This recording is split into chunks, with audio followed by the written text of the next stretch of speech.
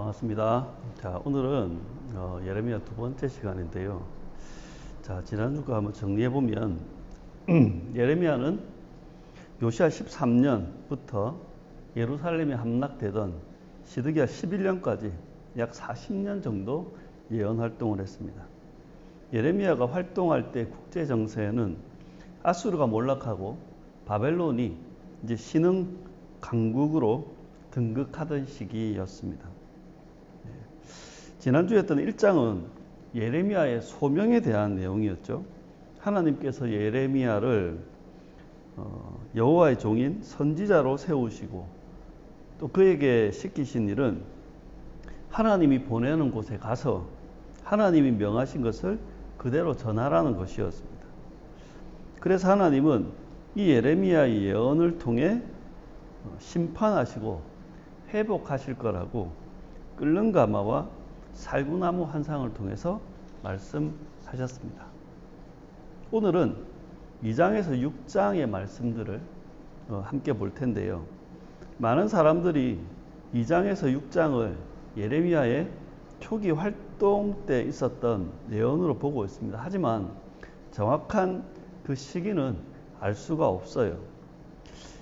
먼저 2장에서 6장까지의 내용을 종합해서 정리하고 또 그것들을 한번 우리에게 연결해서 적용했으면 좋겠어요.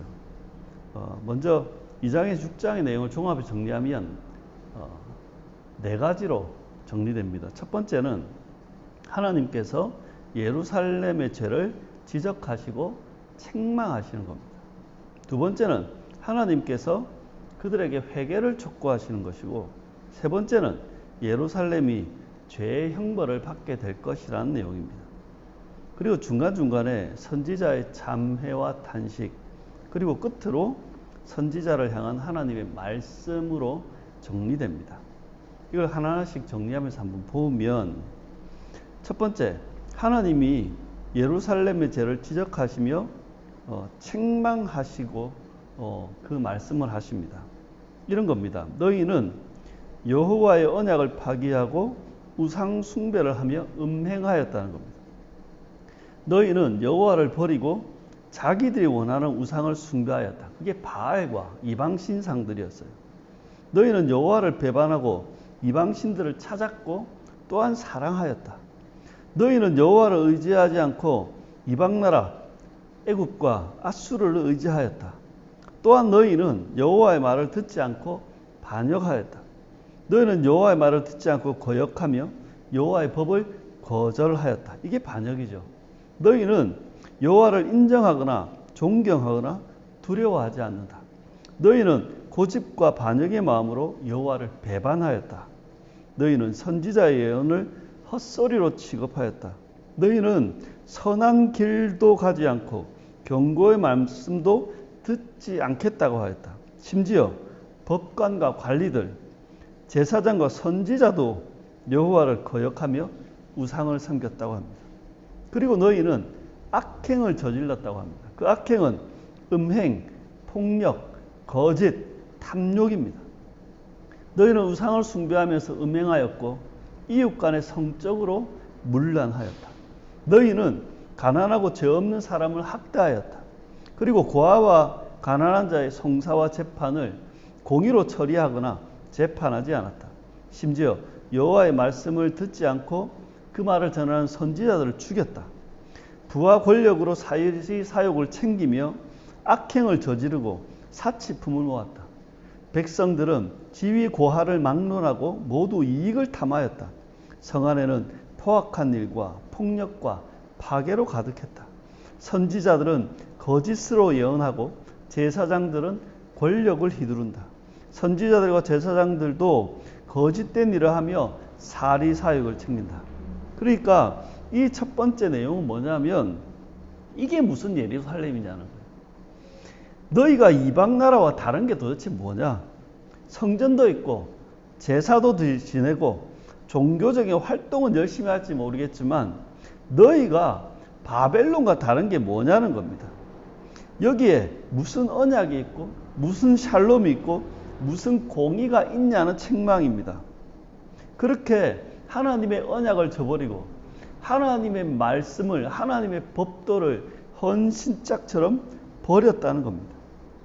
이 말씀이 우리를 향한 하나님의 말씀으로 연결해 보면 하나님은 우리에게도 책망하시는 겁니다. 이게 무슨 교회냐고. 너희가 세상 사람과 다를 게 뭐가 있냐고 책망하시는 겁니다. 종교적인 언어를 사용하고 종교적인 활동을 하는 것 말고 너희가 세상의 정치 집단이나 이익 집단과 다를 게 무엇이냐고 우리들에게 반문하시는 겁니다. 과연 이게 새 언약 공동체냐? 이게 예수 제자 공동체냐? 이게 하나님 나라 공동체냐며 하나님은 반문하시고 우리들에게 참된 여호와 신앙, 그 기독교 신앙이 있는지, 우리는 하나님의 말씀대로 하나님의 법대로 살아가는지 물으시는 겁니다.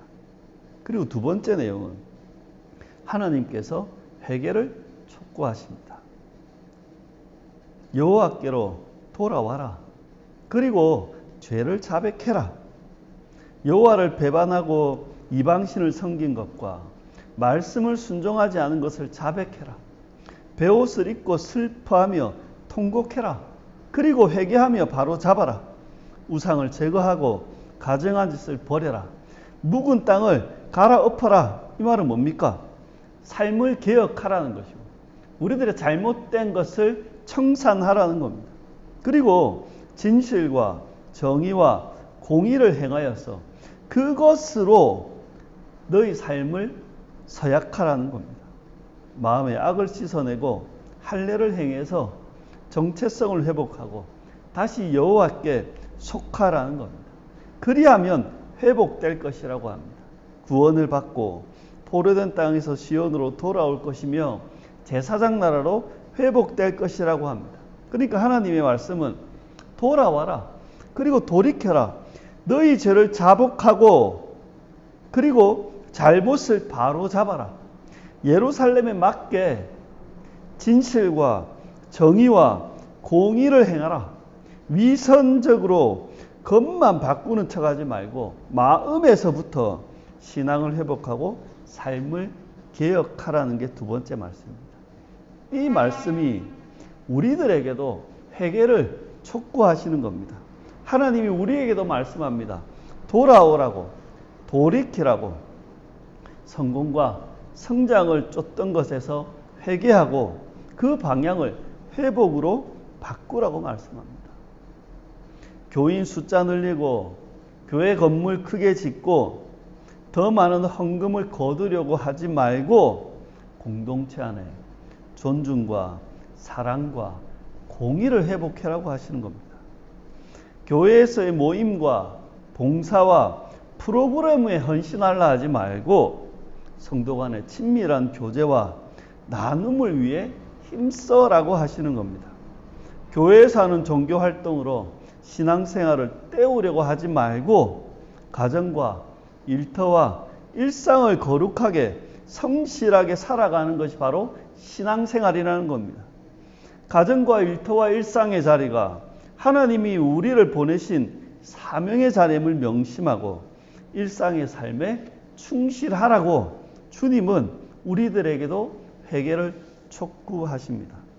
세 번째, 이 경고를 받아들이지 않으면 예루살렘이 죄의 형벌을 받게 될 것이라는 겁니다. 예루살렘에 재앙과 큰 멸망이 닥칠 것이다. 잔인한 나라가 전차와 말들로 예루살렘을 포위하고 칠 것이다. 너희는 애굽의 도움을 받지 못하고 수치만 당할 것이다.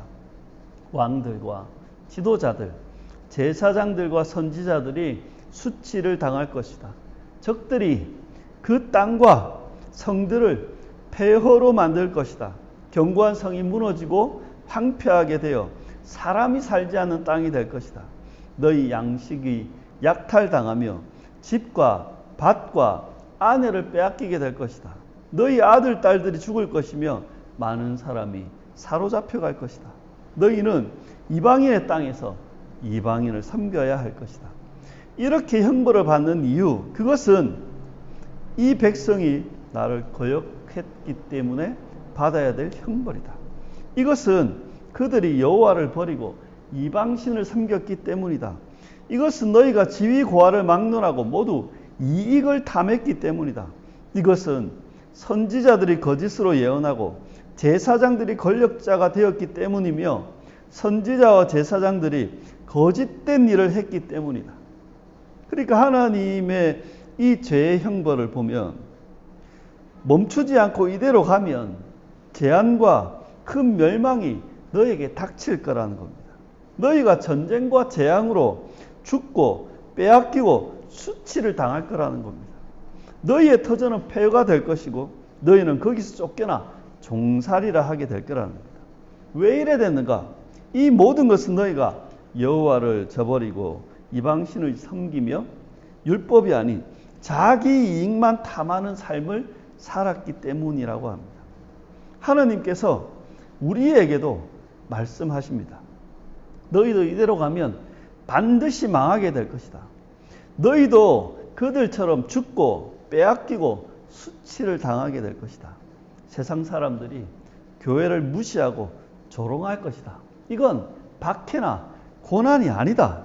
신자들이 부끄러워하면서 교회를 떠날 것이다. 결국 교회는 스스로 무너지고 사라지게 될 것이다. 이 모든 것은 너희가 참된 기독교 신앙을 버리고 세상의 목표와 논리와 질서와 그 가치를 따랐기 때문이다. 너희 교회가 망하고 사라진다고 하나님 나라가 망하거나 사라지는 것은 아니다. 하나님은 우리에게도 이렇게 경고하며 말씀하십니다. 마지막 예레미야 예언은 선지자의 탄식과 참회 그리고 선지자를 향한 하나님의 말씀이 기록되어 있습니다. 먼저 3장 22절에서 25절 보면 선지자의 참회가 나옵니다. 우리 하나님 여호와여 우리가 축계로 갑니다. 우리가 섬기던 우상은 헛된 것들이었고 우리의 구원은 여호와께만 있습니다. 우리와 우리 조상들이 우리 하나님 여호와께 범죄하고 순종하지 않았기 때문에 우리가 수치를 당했습니다. 또한 선지자의 탄식이 4장 19절에 31절에 있습니다. 내용을 요약하면 이렇습니다. 괴롭다. 너무 괴롭다. 백성은 악을 행하는 데는 재빠르지만 선을 행하는 데는 미련하고 무지하다. 전쟁과 재앙으로 온 땅이 황폐해지고 순식간에 모든 집들이 파괴되었다. 좋은 땅은 황무지가 되었고 성들은 버림을 받아 더 이상 사람이 살지 않는다. 예루살렘은 고통 속에 신음하며 죽어간다. 그리고 선지자를 향한 하나님의 말씀을 귀담아 들어야 됩니다. 6장 27절에 30절입니다. 내가 너를 통해 그들을 살피고 시험하였다. 그들은 다 반역자들이며 비방하며 돌아다니는 자들이고 사악한 자들이다. 악한 자를 계속 연단하는 것은 소용없는 일이기에 쓸모없는 그들을 내가 버렸다. 그러니까 하나님의 말씀이 이런 겁니다. 하나님이 예언자들, 선지자들을 통해 했던 그 예언과 선지자들의 삶을 통해 하나님은 백성을 시험하셨던 것입니다. 사람들이 선지자의 그 예언과 삶에 반응하는 것을 보며 하나님은 그들의 속마음과 실체를 확인하고 드러내셨던 겁니다. 하나님은 예레미야를 통해 사람들이 얼마나 사악한 반역자인지 폭로하십니다. 하나님은 예레미야를 통해 사람들이 얼마나 거짓되고 폭력적인지도 드러내셨습니다. 그래서 하나님의 진노와 심판이 얼마나 공의로운지 증명하시는 겁니다. 이 말씀을 통해 우리에게 주시는 말씀은 이런 겁니다.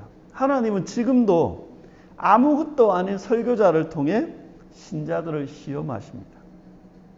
목사가 전하는 그 설교를 신자들이 어떻게 듣고 어떻게 반응하는지를 통해 사람들의 속마음과 실체를 드러나게 하시는 겁니다. 특히 설교를 하는 목사는 자신이 전하는 설교와 자신의 삶을 일치시켜 가야 합니다. 자신의 설교와 일치하는 삶을 살지 않는 목사, 그들은 반드시 심판의 대상이 되는 겁니다. 성경은 우리에게 이야기합니다. 전하는 자, 듣는 자가 복된 것이 아니라 행하는 자가 복되다고 말씀합니다. 여러분, 종교 활동을 열심히 하는 그 종교성이 강한 것과 언약의식으로 하나님의 법을 준행하는 신앙심이 깊은 것은 완전히 다른 것입니다.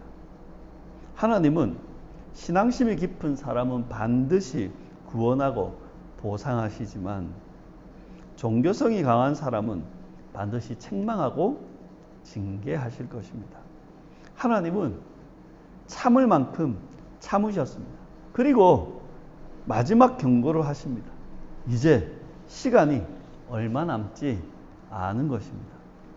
이게 바로 예레미야 2장에서 6장까지의 내용이고, 또한 이것들을 통해 우리들에게 연결하면 이렇게 연결할 수 있는 겁니다. 내용을 한 번 더 정리하면 이렇게 되죠. 네. 하나님께서 예루살렘의 죄를 지적하시고 책망하시는 겁니다. 두 번째, 하나님께서 그들에게 회개를 촉구합니다. 세 번째, 그럼에도 불구하고 예루살렘이 돌이키지 않으면 하나님은 죄의 형벌을 그들에게 내리실 겁니다. 그리고 하나님은 선지자를 통해 하나님이 마지막 하시는 말씀, 이것이 바로 그들을 향한 시험이었다는 것입니다. 이 같은 내용을 가지고 성경을 다시 읽으셔야 합니다. 이러한 내용을 가지고 성경을 다시 보셔야 합니다. 그래야지 그 말씀을 알게 됩니다. 제가 이 녹화를 통해서는 뭐 하나하나 다 읽어 내려가지는 않겠습니다만, 여러분, 이러한 내용들을 가지고 다시 한번 2장에서 6장들을 꼭 읽어 보시기를 당부드립니다. 하나님의 마음이 어떤지, 이 말씀을 하시는 하나님의 마지막 경고의 그 마음이 어떤지, 예? 그 눈물나게 안타까운 하나님의 심정이 어떤지 말입니다. 말씀을 맺습니다. 요한교회 성도 여러분, 하나님께서 예레미야를 통해 예루살렘의 죄를 지적하고 책망하시는 그 말씀을 우리를 향한 말씀으로 받으시고 우리를 돌아보는 기회로 삼으시길 바랍니다. 그리고 하나님께서 마지막으로 경고하시면서 돌아오라고, 돌이키라고 하는 말씀을 무겁게 받아들이시고 경각심을 가지고 신앙과 삶을 회복하시길 당부드립니다. 예루살렘에 임한 죄의 형벌을 통해 믿는 신자와 교회도 하나님의 형벌을 받을 수 있고 망할 수 있음을 기억하셔서 두렵고 떨리는 마음으로 믿음을 지키고 신앙을 바로 잡으시길 당부드립니다. 그리고 지금이 하나님께서 우리를 시험하는 시간이심을 명심하시고 하나님의 말씀을 귀하게 여기고 진실하게 반응하시길 바랍니다. 눈물의 선지자 예레미야의 경고가 아니라 하나님의 눈물겨운 마지막 경고라고 여기시고 이 말씀을 단단히 새겨 살아가는 은혜가 있으시길 당부하며 축원드리고 말씀을 마치도록 하겠습니다.